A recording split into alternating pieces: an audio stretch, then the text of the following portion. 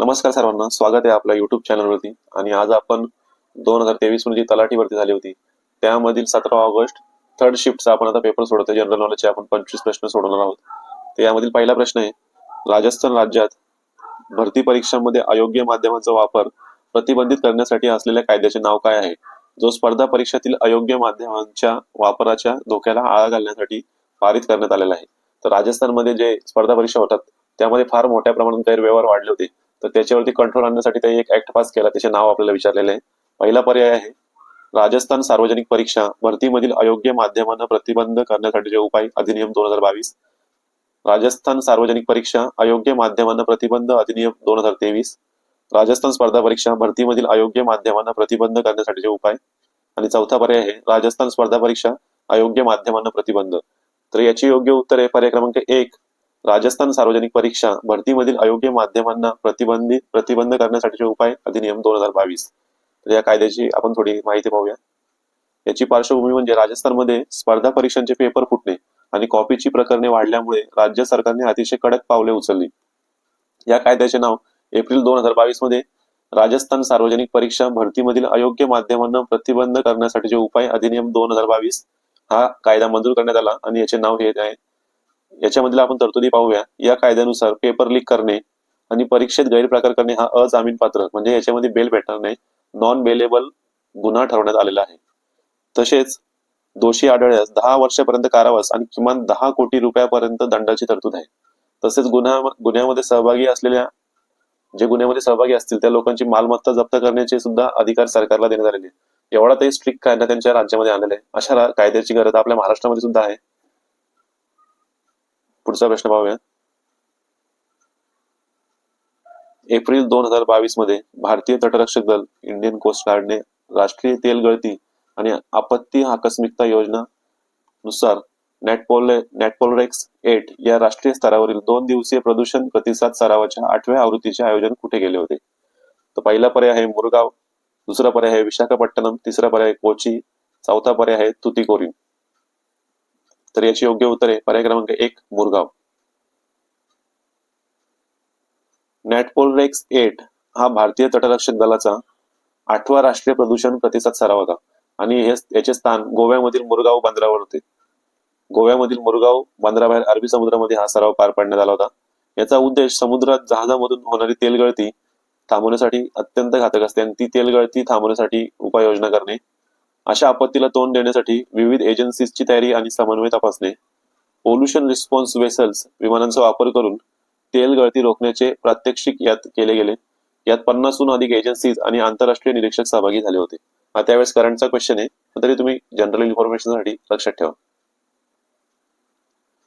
पुढील प्रश्न आहे, भारतीय संविधानातील कोणता अनुच्छेद हा संसदेला एक नवीन राज्य निर्माण करण्याचा एकमेव अधिकार देतो, जो स्पष्टपणे दर्शवतो की भारतीय संविधाने विशिष्ट संघराज्य वैशिष्ट्यासह एकात्मक स्वरूपाचे आहे? तर कुठल्या कलमान्वये भारतातील संसदेला नवीन राज्य निर्माण करण्याचा अधिकार आहे? तसेच तो कलम हे पण स्पष्ट करतो की आपलं संघराज्य वैशिष्ट्यांसह एकात्मक स्वरूपाचे विविध वैशिष्ट्यांसह. तर पहिला पर्याय आहे अनुच्छेद 4, अनुच्छेद 5, तिसरा पर्याय अनुच्छेद 3 आणि चौथा पर्याय अनुच्छेद 2. तर याची योग्य उत्तर आहे पर्याय क्रमांक 3 अनुच्छेद 3. अनुच्छेद 30 म्हणजे कलम 3. हे कलम भारतीय संसदेला देशांतर्गत पुनर्रचना करण्याचे अमर्याद अधिकार देते. अमर्याद यासाठी म्हटलेलं आहे की हा जो विधेयक असतं ते राष्ट्रपतीच्या पूर्व परवानगीने राष्ट्रपतीची पूर्व परवानगी लागते हे विधेयक पारित करण्यासाठी. आणि राष्ट्रपती जेव्हा पूर्व परवानगी देतो तेव्हा ते विधेयक राज्याच्या सल्ल्यासाठी राज्याकडे पाठवले जाते. पण राज्याचा सल्ला राष्ट्रपतीवर किंवा संसदेवरती बंधनकारक नसतो.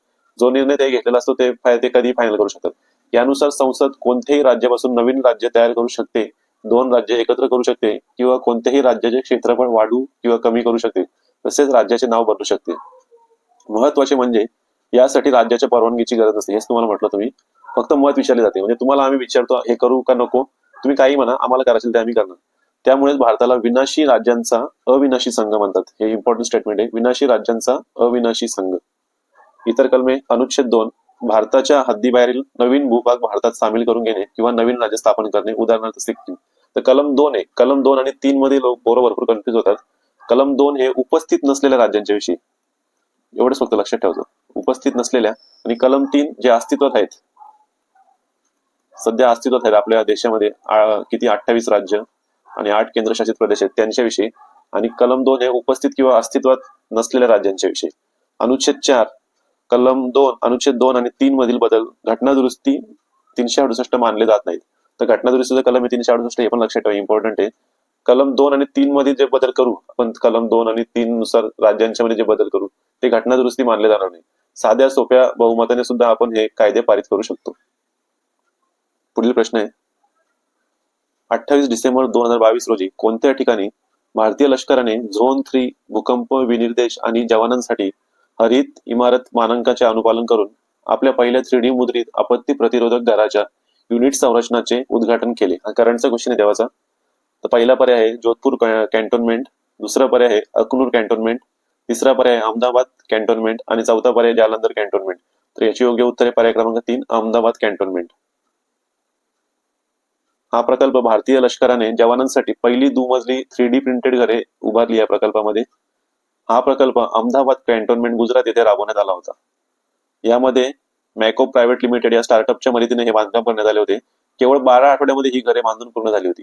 ही घरे भूकंपाच्या झोन 3 मानकांचे पालन करतात आणि ती पर्यावरण पूरक आहेत. हे तंत्रज्ञान भविष्यात सीमावर्ती भागात वेगाने बंकर किंवा घरे बांधण्यासाठी उपयुक्त ठरेल. हा सुद्धा करंटचा क्वेश्चन आहे तेव्हाचा, हे लक्षात ठेवा जनरल नॉलेजसाठी आपला. पुढील प्रश्न आहे, 2011च्या जनगणनेनुसार भारतातील पुरुषांमधील साक्षरता दर किती आहे? 2011च्या जनगणनेनुसार आपल्या पुरुषांमधील लिटरसी रेट विचारलेला आहे. पहिला पर्याय 72.14%, दुसरा पर्याय 92.14%, तिसरा पर्याय 82.14%, चौथा पर्याय 52.14%. तर याची योग्य उत्तर आहे पर्याय क्रमांक 3, 82.14%. 2011च्या जनगणनेनुसार भारताचा एकूण साक्षरता दर 74.04% होता आणि यामध्ये पुरुष साक्षरता दर 82.14% आणि स्त्री साक्षरता दर 65.46% इतका होता. हे लक्षात ठेवा, इम्पॉर्टंट आहे, तिन्ही स्टेटमेंट आहे, यांच्यावरती कधी प्रश्न विचारला जातो. आणि राज्यांची परिस्थिती पाहिली तर सर्वाधिक साक्षर राज्य केरळ, केरळमध्ये 94% लिटरसी आहे. ओव्हरऑल लिटरसी केरळमध्ये 94% आणि सर्वात कमी बिहारमध्ये 61.8%. पुरुष आणि स्त्री साक्षरतेमध्ये अजूनही मोठी तफावत आढळते, सुमारे 16.68%. कारण आपण पाहिलं तर पुरुषांचा किती 82.14% आणि स्त्रियांचा 65.46%. स्त्रियांमध्ये अजूनही लिटरसीची कमतरता आहे, पण ती आता कमी कमी होत चाललेली हळूहळू. पुढील प्रश्न आहे, राजर्षींना भारतीय राष्ट्रवादाचे प्रेषित असे म्हटले जाते, प्रॉफेट ऑफ इंडियन नॅशनलिझम.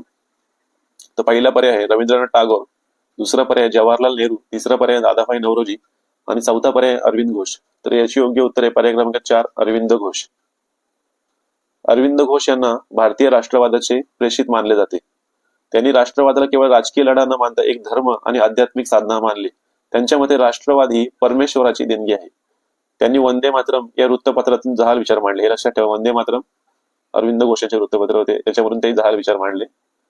त्यांनी राजकारणातून संन्यास घेऊन पुदुच्चेरी येथे आध्यात्मिक कार्य केले. सावित्री हे त्यांचे महाकाव्य प्रसिद्ध आहे, हे पण इम्पॉर्टंट आहे, याच्यावरती प्रश्न विचारू शकतात. पुढील प्रश्न आहे, प्रतिकूल हवामानाच्या घटना विशेषतः भूस्खलन करू शकणारी अतिवृष्टी, पूर आणि नैसर्गिक आपत्ती यामध्ये सातत्याने होणाऱ्या वाढीमुळे खालीलपैकी कोणत्या संस्थेने देशातील भूस्खलन होण्याची ठिकाणे दर्शवणारा भारताचा भूस्खलन नकाशा संग्रह प्रकाशित केला? तर देशामध्ये अतिवृष्टी, पूर आणि नैसर्गिक आपत्तीमुळे कुठल्या ठिकाणी भूस्खलन होण्याची शक्यता जास्ती आहेत त्यांचा एक मॅप प्रकाशित केला आणि तो कुठल्या संस्थेने प्रकाशित केलेला आहे असा प्रश्न आहे. पहिला पर्याय भारतीय लष्कर, दुसरा पर्याय भारतीय हवामानशास्त्र विभाग, तिसरा पर्याय संरक्षण संशोधन आणि विकास संस्था आणि चौथा पर्याय भारतीय अंतराळ संशोधन संस्था. तर याचे योग्य उत्तर आहे पर्याय क्रमांक 4, भारतीय अंतराळ संशोधन संस्था. हा ऍटलास इस्रो, भारतीय अंतराळ संशोधन संस्था म्हणजे इंडियन स्पेस रिसर्च ऑर्गनायझेशन, त्याला आपण इस्रो म्हणतो, च्या अंतर्गत NRST नॅशनल रिमोट सेन्सिंग सेंटरने प्रकाशित केला होता. याचा तपशील पाहूया आपण. यात 1998 ते 2022 पर्यंतच्या उपग्रह डेटाचा वापर करण्यात आलेला आहे. भारतामधील कोणत्या जिल्ह्यांना दरडी कोसळण्याचा सर्वाधिक धोका आहे याची मॅपिंग याच्यामध्ये. या अहवालानुसार उत्तराखंडमधील रुद्रप्रयाग आणि टिहरी गढवाल हे जिल्हे सर्वाधिक संवेदनशील आहे. ही गोष्ट लक्षात ठेवा, उत्तराखंडमधील रुद्रप्रयाग आणि टिहरी गढवाल हे जिल्हे सर्वाधिक संवेदनशील आहेत. महाराष्ट्रामधील पश्चिम घाटाचा भागही यात संवेदनशील दर्शवलेला आहे. पुढील प्रश्न आहे, संयुक्त राष्ट्राच्या अंदाजानुसार भारताची लोकसंख्या डॅश असून 2023 मध्ये पहिल्यांदाच ती चीनला मागे टाकेल. करंटचा क्वेश्चन आहे हा तेव्हाचा. तर पहिला पर्याय आहे 130,07,75,850. दुसरा पर्याय आहे 122,57,75,850. तिसरा पर्याय 142,57,75,850 आणि चौथा पर्याय 167,87,87,87,75,850. तर याचे योग्य उत्तर आहे पर्याय क्रमांक 3, 142,57,75,850. याची आपण थोडी माहिती पाहूया डिटेलमध्ये. UNFPA ने अहवाल सादर केला होता 2023ला. त्याच्यानुसार state of world population report हा रिपोर्ट ते सादर केला होता. याच्यानुसार भारताची लोकसंख्या वाढीचा वेग याच्यामध्ये दर्शवण्यात आला होता. आणि या आकडेवारीनुसार भारताची लोकसंख्या अंदाजे 142.86 कोटी म्हणजेच 142,57,75,850 पर्यंत पोहोचलेली आहे. आणि चीनची लोकसंख्या 2023 मध्ये अंदाजित 142.57 कोटी आहे. त्यामुळे भारत हा जगातील सर्वाधिक लोकसंख्या असलेला देश बनलेला आहे. डेमोग्राफिक डिव्हिडंड भारताच्या लोकसंख्येत तरुणांचे 15 ते 64 वयोगट असलेल्या लोकांचे प्रमाण सर्वाधिक 68%, जी देशाच्या विकासासाठी एक जमेची बाजू आहे. पुढील प्रश्न आहे, जीवनचक्र पूर्ण करण्यासाठी जमीन आणि पाण्याच्या संयोगाची आवश्यकता असलेला विशिष्ट वनस्पती गट कोणता आहे? बायोफायटा, अनुऋतुबीज, ब्रायोफायटा, टेरिडोफायटा. तर याचे योग्य उत्तर आहे पर्याय क्रमांक 1, ब्रायोफायटा. ब्रायोफायटा यांनाच वनस्पती सृष्टीचे उभयचर म्हणतात, कारण या वनस्पती वाढीसाठी ओलसर जमिनीवर अवलंबून असतात, परंतु त्यांच्या प्रजननासाठी पाण्याची नितांत आवश्यकता असते. त्यांचे जीवाणू पाण्यात पोहोच जाऊन अगदी मादी बीजाणूपर्यंत पोहोचतात. वैशिष्ट्य यांचे आहेत, यांना खरी, मुळे, खोड किंवा पाने नसतात. मुळाऐवजी मुलाफ असतात, रिझॉइड्स म्हणतात त्यांना. आणि याची उदाहरणं आहेत मॉस, रिक्सिया, मार्केन्शिया.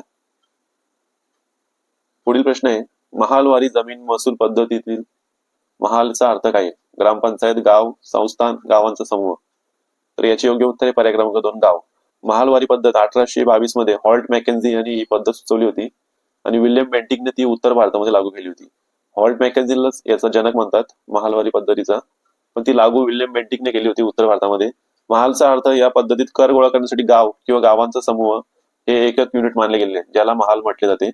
इथे दोन्ही पर्याय आहेत, गाव किंवा गावांचा समूह, पण गाव हे सगळ्यात योग्य उत्तर आहे. जेव्हा दोन्ही पर्याय असतील तेव्हा गावाला टिक करायचं, जेव्हा फक्त गावांचा समूह असेल तेव्हा गावांचा समूह योग्य उत्तर येईल. याची कार्यपद्धती पाहूया आपण. जमीन महसूल देण्याची जबाबदारी वैयक्तिक शेतकऱ्याची नसून ती सामूहिकरित्या संपूर्ण गावाची असायची. गावाचा प्रमुख हा सर्व शेतकऱ्यांच्याकडून कर गोळा करून सरकारला देत असे. ही पद्धत प्रामुख्याने पंजाब, आग्रा, अवध आणि मध्य प्रांतात राबवली गेली. याच्यामध्ये सगळ्यात महत्त्वाचे टॉपिक हेच आहेत, कुठे राबवली गेली, कोणी राबवली, कोणी अंमलामध्ये आणली, कोणाचे, तिचा जनक कोण होता हॉल्ट मॅकेन्झी, आणि अंमलात आणली विल्यम बेंटिक यांनी. पुढील प्रश्न आहे, 1890 मध्ये खालीलपैकी कोणी बडोद्यात तंत्र शिक्षणासाठी कला भवन नावाची संस्था स्थापन केली? लोकमान्य टिळक, न्यायमूर्ती महादेव गोविंद रानडे, महाराज सयाजीराव गायकवाड आणि दादाभाई नौरोजी. सोपा प्रश्न आहे, बडोदा म्हणजे गायकवाड. पर्याय क्रमांक 3, महाराज सयाजीराव गायकवाड. त्यांच्याविषयी आपण थोडी माहिती पाहूया. बडोदा संस्थानाचे हे अत्यंत पुरोगामी राजे होते ते. कलाभवन 1890 मध्ये त्यांनी वडोदरा येथे कलाभवनची स्थापना केली होती. याचा उद्देश तरुणांना केवळ पुस्तकी ज्ञान न देता तांत्रिक शिक्षण म्हणजे टेक्निकल एज्युकेशन, कला आणि औद्योगिक शिक्षण प्रशिक्षण देणे हा होता. त्यामुळे स्थानिक जे उद्योगधंदे आहेत त्यामुळे त्यांना याच्यामुळे चालना भेटली होती. त्यांची इतर कार्य आहेत मोफत व सक्तीचे प्राथमिक शिक्षण, अस्पृश्यता निवारण आणि डॉक्टर बाबासाहेब आंबेडकरांसारख्या गुणवंत विद्यार्थ्यांना शिष्यवृत्ती देणे. पुढील प्रश्न आहे, झाडाचे वय निश्चित करण्यासाठी कोणते दृष्टिकोन अस्तित्वात आहेत? पहिला पर्याय आहे झाडाच्या खोडातील वलयांची संख्या, दुसरा पर्याय त्याच्या आकारावर आधारित, तिसरा पर्याय झाडाची उंची, चौथा झाडावरील पानांची संख्या. तर याचे योग्य उत्तर आहे पर्याय क्रमांक 1, झाडाच्या खोडातील वलयांची संख्या. झाडाचे वय मोजण्याच्या शास्त्राला डेंड्रोक्रोनॉलॉजी असे म्हणतात. झाडाच्या खोडामध्ये दरवर्षी नवीन वाढीचे एक वलय तयार होते. दरवर्षी एक नवीन लेअर तयार होत जाते. ही वलये खोडाच्या आडव्या छेदामध्ये स्पष्ट दिसतात. आतील वलय जुनी आणि बाहेरची नवीन असतात. ही वलय मोजून झाडाचे अचूक वय काढता येते. या वलयावरून त्या काळातील हवामानाचा अंदाजही बांधला जातो. पुढील प्रश्न आहे, खालीलपैकी कोणता ईमेल संदेशाचा एक भाग आहे? Header, message, address, footer. तर संदेशाचा भाग म्हणजे पर्याय क्रमांक 2, मेसेज. ईमेलची रचना पाहूया. ईमेलच्या तांत्रिक दृष्ट्या 2 प्रमुख भाग असतात. हेडर हा सर्वात वरचा आणि तांत्रिक भाग आहे. यात प्रेषक, प्राप्तकर्ता आणि विषय यांसारखी महत्वाची माहिती असते. ईमेल योग्य ठिकाणी पोहोचवण्यासाठी हा भाग जबाबदार असतो. आणि बॉडी यात मुख्य संदेश किंवा मजकूर असतो. पुढील प्रश्न आहे, खालीलपैकी कोणत्या समाजसुधारकाने शांताबाई नावाच्या आपल्या विधवा मुलीचा पुनर्विवाह लावून दिला होता? म्हणजे कुठल्या समाजसुधारकाने आपल्या मुलीचा विधवा झाल्यावरती पुन्हा एकदा तिचं लग्न लावून दिलं होतं? तर पहिला पर्याय आहे गोपाळ गणेश आगरकर, दुसरा पर्याय आहे विष्णू शास्त्री चिपळूणकर, तिसरा पर्याय आहे रामकृष्ण गोपाळ भांडारकर राघव भांडारकर आणि चौथा पर्याय आहे विष्णू बुवा ब्रह्मचारी. तर याची योग्य उत्तर आहे पर्याय क्रमांक 3 रामकृष्ण गोपाळ भांडारकर. रामकृष्ण गोपाळ भांडारकर हे प्रार्थना समाजाचे एक प्रमुख आधारस्तंभ आणि थोर प्राच्यविद्या पंडित होते. त्यांनी केवळ सामाजिक सुधारणांची भाषणे दिली नाही तर स्वतःच्या कृतीमधून ते आदर्श सुद्धा घातला होता. 1893 मध्ये त्यांनी बालविधवा असलेल्या आपल्या मुलीचा शांताबाईचा विधिवत पुनर्विवाह घडून आणला. तत्कालीन सनातनी समाजात हे एक धाडसी पाऊल होते. त्यांचे हे कार्य समाज सुधारण्याच्या इतिहासात मोलाचा दगड मानले जाते. पुढील प्रश्न आहे, नागरिकत्व अधिनियम 1955 नुसार खालीलपैकी कोणत्या मार्गाने एखादी व्यक्ती भारताचे नागरिकत्व गमावू शकते? पहिला आहे ए आहे त्याग, बी समाप्ती, सी वंचनाद्वारे. तर पर्याय आहेत ए आणि C, A B, B C आणि ए बी सी तिन्ही. तर याचे योग्य उत्तर आहे पर्याय क्रमांक 4 ए बी सी हे सर्व. तर नागरिकत्व कायदा 1955 नुसार नागरिकत्व संपुष्टात येण्याचे 3 मार्ग आहेत जे आता दिलेले आहेत वरती. ते त्याग, जेव्हा एखादी सज्ञान व्यक्ती स्वतःहून घोषणा करते की मी भारताचे नागरिकत्व सोडते, मी स्वतःहून बोललो मला नकोय नागरिकत्व देशाचे, तर तो एक पर्याय आहे. दुसरा आहे समाप्ती, जेव्हा एखादी व्यक्ती स्वेच्छेने दुसऱ्या देशाचे नागरिकत्व घेते तेव्हा तिचे भारताचे नागरिकत्व आपोआप रद्द होते. म्हणजेच भारतात दुहेरी नागरिकत्व मान्य नाही. समजा मी उद्या स्वतःच्या इच्छेने एखाद्या दुसऱ्या देशाचे नागरिकत्व स्वीकारले तर माझे भारताचे नागरिकत्व आपोआप रद्द होईल. वंचना, हे सक्तीचे असते. जर एखाद्याने फसवणूक करून नागरिकत्व मिळवले असेल किंवा संविधानाशी द्रोह केला असेल तर केंद्र सरकार त्याचे नागरिकत्व काढून घेऊ शकते. म्हणजे एखादा घुसखोर किंवा आपल्या देशामधला यांनी फसवणूक करून खोटे डॉक्युमेंट्स देऊन किंवा आता दुसऱ्या देशामध्ये बांगलादेशमध्ये जे घुसखोर येतात ते खोटे डॉक्युमेंट्स तयार करून जर नागरिकत्व मिळवले असेल आणि सरकारला ते आढळले की हे खोटं आहे तर ते त्याचे नागरिकत्व रद्द करू शकते. पुढील प्रश्न आहे, दुसरी ईशान्य ऑलिम्पिक क्रीडा स्पर्धा 2022 खालीलपैकी कोणत्या राज्याने आयोजित केली होती? मेघालय, अरुणाचल प्रदेश, मणिपूर, मिझोराम. तर याची योग्य उत्तर आहे पर्याय क्रमांक 1 मेघालय. दुसरी north east Olympic games November 2022 मध्ये मेघालय शिलाँग येथे पार पडली होती. यामध्ये विजेते या स्पर्धेत मणिपूर राज्याने पदतालिकेत अव्वल स्थान पटकावले, सर्वाधिक पदके ही सुवर्ण पदके मिळवली होती. आसाम दुसरा तर अरुणाचल प्रदेश तिसऱ्या क्रमांकावर राहिले. याचा उद्देश आहे ईशान्य भारतातील 8 राज्यांमधील खेळाडूंना प्रोत्साहन देणे व त्यांच्यातील क्रीडा कौशल्य विकसित करणे. पुढील प्रश्न आहे, माहितीचा अधिकार अधिनियम 2005च्या कोणत्या कलमात पृथक्करणीयता बद्दल उल्लेख आहे? कलम 10, कलम 9, कलम 11, कलम 8. तर याची राईट आन्सर आहे याचं कलम 10 पर्याय क्रमांक 1. कलम 10 नुसार आरटीआय अर्जाच्या बाबतीत हे एक महत्वाचे कलम आहे. आरटीआय म्हणजे राईट टू इन्फॉर्मेशन. जर एखाद्या सरकारी फाईलमध्ये अशी काही माहिती असेल जी कायद्यानुसार गुप्त ठेवायची आहे आणि काही माहिती अशी असेल जी देता येते तर अशा वेळी कलम 10 नुसार माहिती अधिकारी गुप्त माहितीचा भाग वेगळा काढू शकतो आणि उरलेली माहिती अर्जदाराला देऊ शकतो. म्हणजेच थोडक्यात थोड्या गुप्त माहितीसाठी संपूर्ण अर्ज नाकारला जात नाही. पुढील प्रश्न आहे, 1799 मध्ये खालीलपैकी कोणती महत्वाची घटना घडली? पहिले अँग्लो-म्हैसूर युद्ध, पहिले इंग्रज-मराठा युद्ध, बक्सरची लढाई, चौथे अँग्लो-म्हैसूर युद्ध. तर याची योग्य उत्तर आहे पर्याय क्रमांक 4 चौथे अँग्लो-म्हैसूर युद्ध. हे युद्ध टिपू सुलतान आणि ब्रिटिश ईस्ट इंडिया कंपनी यांच्यामध्ये झाले होते. श्रीरंगपट्टमच्या लढाईमध्ये टिपू सुलतान धारातीर्थी पडला 4 मे 1799. हे इम्पॉर्टंट आहे, लक्षात ठेवा. इंग्रजांनी म्हैसूरचे राज्य ताब्यात घेतले आणि पूर्वीच्या हिंदू वाडियार घराण्याकडे नाममात्र सत्ता सोपवली. या विजयामुळे दक्षिण भारतात ब्रिटिशांची पकड मजबूत झाली होती. पुढील प्रश्न आहे, 2022 मध्ये खालीलपैकी कोणत्या राज्याने राष्ट्रीय पशुधन मिशन अंतर्गत शेतकऱ्यांसाठी रुरल बॅकयार्ड पिगरी स्कीम हा एक प्रमुख कार्यक्रम सुरू केला? मणिपूर, मेघालय, केरळ, पश्चिम बंगाल. तर याचे योग्य उत्तर आहे पर्याय क्रमांक 2 मेघालय. मेघालयचे मुख्यमंत्री कॉनरॉड संगमा यांनी ही योजना सुरू केली होती. याची पार्श्वभूमी आपण पाहूया. मेघालय आणि ईशान्य भारतात डुकरांच्या मांसाला मोठी मागणी आहे, पण पुरवठा कमी असल्याने ते बाहेरून मागवावे लागते. याचा उद्देश आहे शेतकऱ्यांना वराह पालनासाठी प्रोत्साहन देणे, राज्याला डुकराच्या मांसाच्या उत्पादनात स्वयंपूर्ण बनवणे आणि शेतकऱ्यांना उच्च जातीची 4 पिल्ले 3 मादी 1 नर आणि आर्थिक मदत यामध्ये दिली जाते. नेक्स्ट क्वेश्चन आहे, भारतीय राज्यघटनेत समाविष्ट करण्यासाठी स्वर्णसिंग समितीने किती मूलभूत कर्तव्ये सुचवली होती? 8, 9, 11, 10. तर बरेच जण याच्यामध्ये पटकन कन्फ्युज होऊन 11 किंवा 10 या पर्यायाने टिक करतील. तर याचे उत्तर आहे पर्याय क्रमांक 1, 8. स्वर्णसिंग समितीने आणीबाणीच्या काळात इंदिरा गांधी सरकारने ही समिती नेमली होती आणि या समितीने संविधानात सुरुवातीला 8 मूलभूत कर्तव्यांचा समावेश करण्याची शिफारस केली होती. तसेच कर न भरणाऱ्यांना शिक्षेची तरतूदही सुचवली होती. पण जेव्हा त्याची अंमलबजावणी केली 42व्या घटनादुरुस्तीने 1976ला, तेव्हा संविधानाने संसदेने एकूण 10 कर्तव्ये संविधानामध्ये जोडली होती कलम 51A नुसार. पुढे 2002 मध्ये 86वी घटनादुरुस्तीने 11वे कर्तव्य शिक्षणाचे हे जोडण्यात आले. त्यामुळे सध्या एकूण 11 कर्तव्य. तर पहिले सुचवली होती 8, पण जेव्हा घटनादुरुस्ती केली तेव्हा 10 कर्तव्य जोडण्यात आली आणि 86वी घटनादुरुस्ती 2002 नुसार 11वं कर्तव्य 14व्या वर्षापर्यंतच्या मुलांना सक्तीचे मोफत शिक्षण हे समाविष्ट करण्यात आले. पुढील प्रश्न आहे, जुलै 1905 मध्ये लॉर्ड कर्झनच्या व्हाईसरॉयच्या अधिकार क्षेत्रात खालीलपैकी कोणती घटना घडली? बंगालची फाळणी, सर्वोच्च न्यायालयाची स्थापना, भारतीय राष्ट्रीय काँग्रेस फुटली आणि पिट्स इंडिया अधिनियम मंजूर झाला. तर याचे योग्य उत्तर आहे पर्याय क्रमांक 1, बंगालची फाळणी. जुलै 1905 मध्ये व्हाईसरॉय लॉर्ड कर्झनने बंगालची फाळणी केली होती. याचे कारण प्रशासकीय सोयीचे कारण दिले, पण खरा उद्देश हिंदू मुस्लिम ऐक्य तोडणे आणि वाढत्या राष्ट्रवादाला पायबंद घालणे हा होता.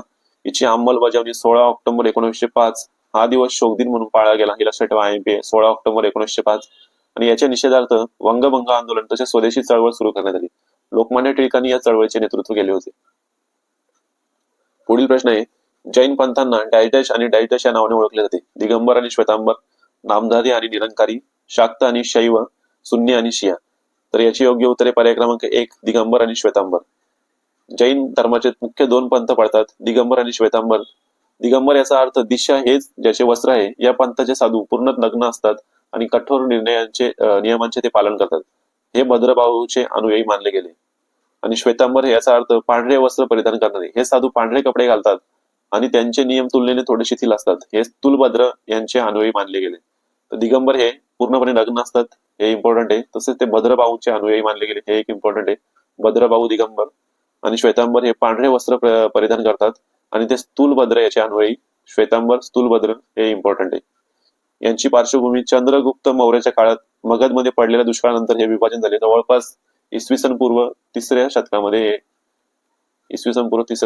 हे विभाजन झाले होते. पुढील प्रश्न आहे, माहितीचा अधिकार अधिनियम 2005च्या तरतुदीनुसार राज्याचे मुख्य माहिती आयुक्त हे डॅश डॅश वयापर्यंत पदावर राहू शकतात. म्हणजे राज्याचे मुख्य माहिती आयुक्त हे किती वयापर्यंत पदावरती राहू शकतात? 60 वर्षे, 62 वर्षे, 65 वर्षे, 70 वर्षे.